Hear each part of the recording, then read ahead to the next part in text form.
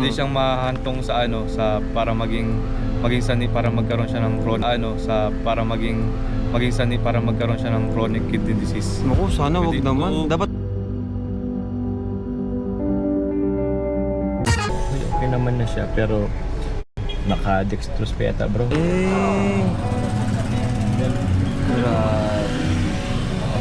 ano? TV? Yung TV mo na. Ito lang itong ano. Bro, oh. Kat. Sama ka? Pwede daw? 4 lang ang pwede? Di ba nagkano ka na dyan dati? Nagbantay ka na dyan? Kay daddy? Pakunti-kunti lang. Anong findings? Ano kuya? Acute UTI po. Bakit yun? Sinala ang UTI po. Hello? Nagtitake ka ng ano? Antibiotic? Oo, antibiotic yun. Tapos, hindi mo din. Ano ko mong naramdaman? Sumakit?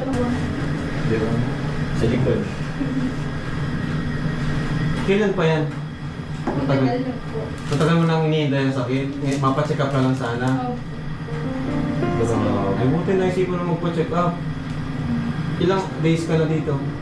Ano po Pangalawa? yan? Pangalawa.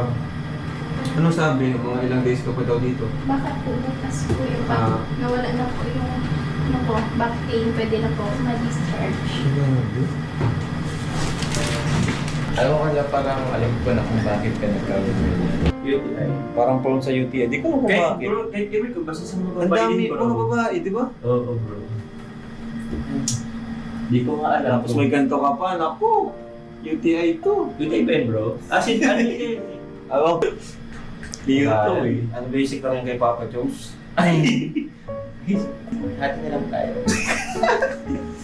Ayaw ko i-full, bro. Paano eh? Pinas, sa Team Azure, Tita Lorely, Tita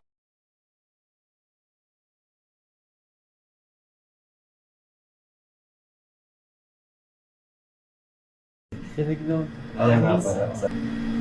So ano ba bro, punta na kami. Ah. Ikaw? Parang bitin kasi, bro. Okay na ba? Dito mo na ako. Sige. Walang magpipigil sa'yo. Dito ka lang. Alala ko yung video. Hindi mo lang bro sama sa inyo, bro. Oo, sige. Ano, punong oras na rin naman. Oo naman.